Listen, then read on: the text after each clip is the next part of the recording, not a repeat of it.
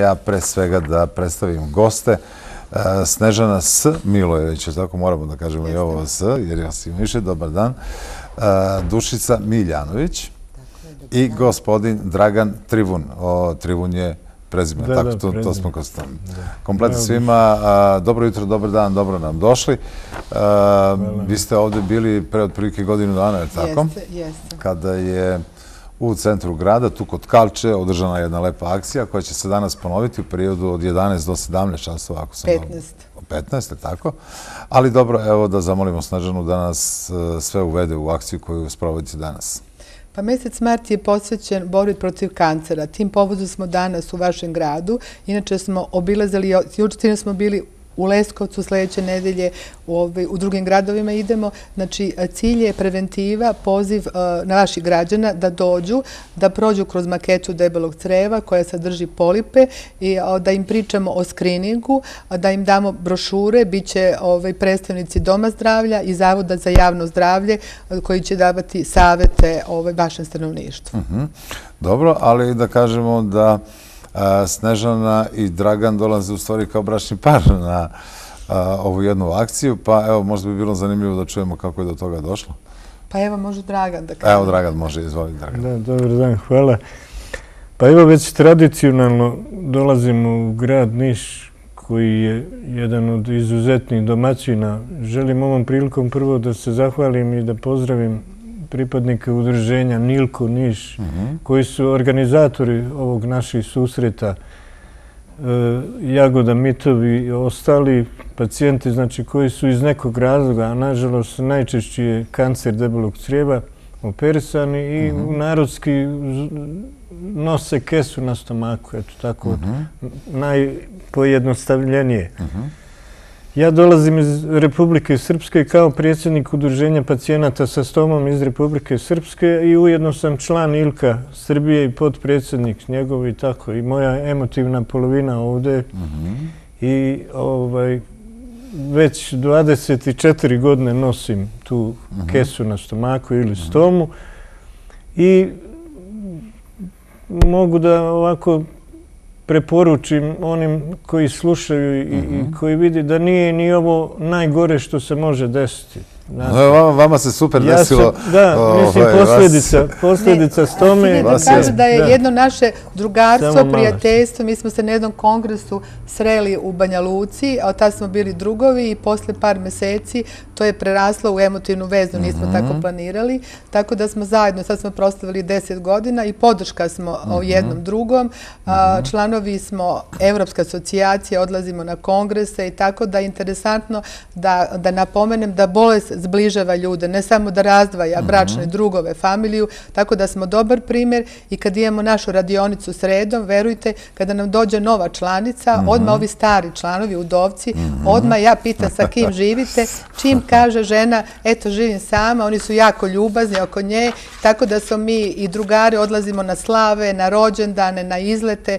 Jednostavno cilj nam je da prikažemo da bolest izbližava ljude. Ja bih htio da pitam Dušicu. Dušice, slogan pod kojim danas organizujete ovu manifestaciju je da zdravi ostanu zdravi, je li tako? Tako je. A da bolesni se izleče. Tako je. Dobar dan, još jednom. Iz Beograda Udruženje pacijenata obolelih od karcinoma debelog creva i jetre. Kao što vidite, zajedno smo ovde sa udruženjima iz Niša Nilko i sa udruženjima ILKO prisutnim. Sarađujemo zajedno jer i teme su nam zajedničke. Kao što ste rekli, upravo taj moto je bitan. Zdravi treba da ostanu zdravi ukoliko poštuju uputstva i smernice. Ako se upoznaju i dođu danas na Kalču, da prođu kroz maketu debelog creva, da vide koje su to pojave koje mogu da se desi svakom od nas. Međutim, bitno je da možemo svi da budemo izlečeni. Znači, nismo uopšte u opasnosti ukoliko se na vreme javimo, primetimo simptome i radimo prevenciju. Da bi nam to bilo omogućeno, potrebno je znati koji su simptomi i koja je prevencija koja se radi. A naš cilj jeste da edukujemo građane upravo u tom smislu da budu upoznati, da se ne uplaše, da odu na vreme kod doktora, da kupe screening test u apoteci, najjednostavniji za upotrebu Znači, nikakav problem nije uraditi test i javiti se na vreme doktoru. Pošto ova bolest uzima maha ukoliko ljudi zanemare simptome, jer ona je druga po učestalosti u Srbiji bolest, znači karcinom debelog creva je po učestalosti druga bolest, zahvata i mlađe i stariju populaciju. Tako da osnovni cilj je da edukujemo građani. U tom smislu mi idemo po gradovima. Danas smo u ovom divnom gradu Nišu, juče smo bili u Leskovcu, nastavit ćemo sledeće nedelje Novi Pazar, Kraljevo, Valjevo, Novi Sad. Znači sve su to destinacije posvećene, odnosno u obilascima koje posvećujemo mesecu martu prevenciji borbe protiv ove bolesti. Da zdravi ostanu zdravi, jer kako u nekim današnjim okolnostima tempo života, finansijska i ekonomska situacija, kako tu ostati zdrav, kako se zdravo hraniti, kako zdravo živjeti, da li imate i tu savjet?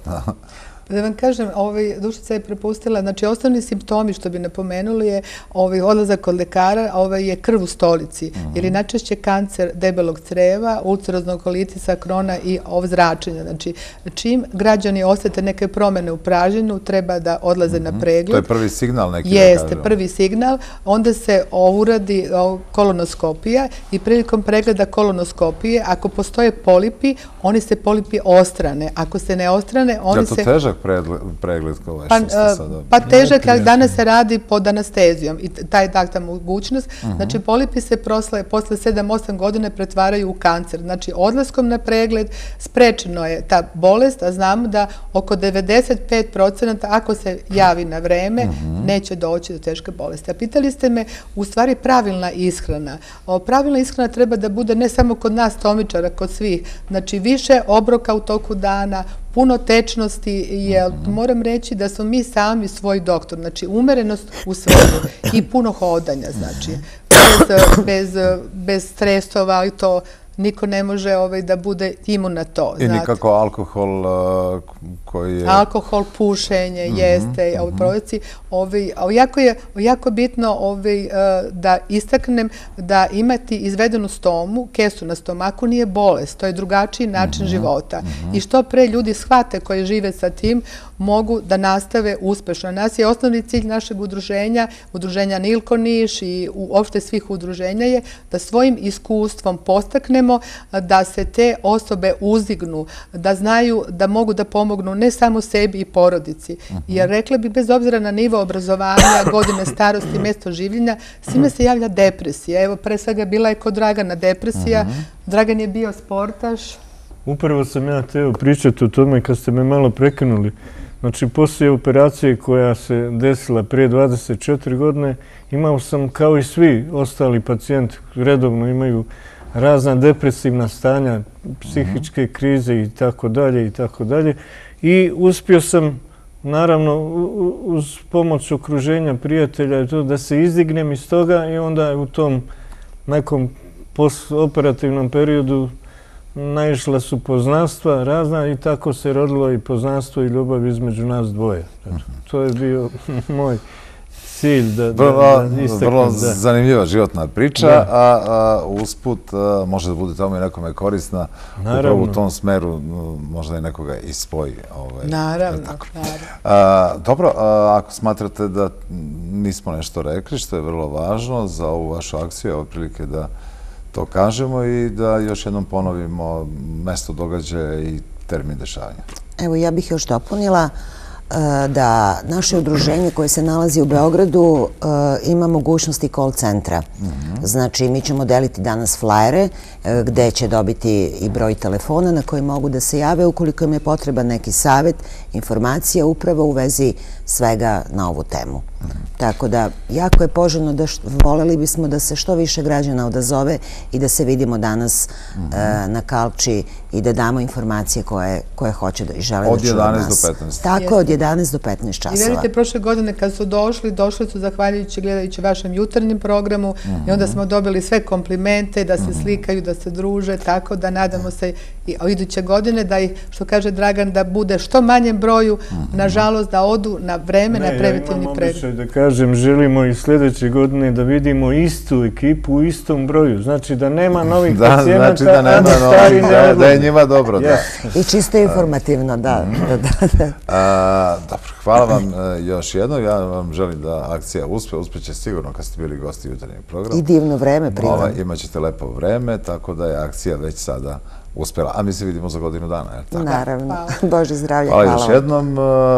9 sati otprilike. Ne, 20 do 10. Ajte još malo muzike, nešto iz naše režije, pa se družimo sve do pola 11.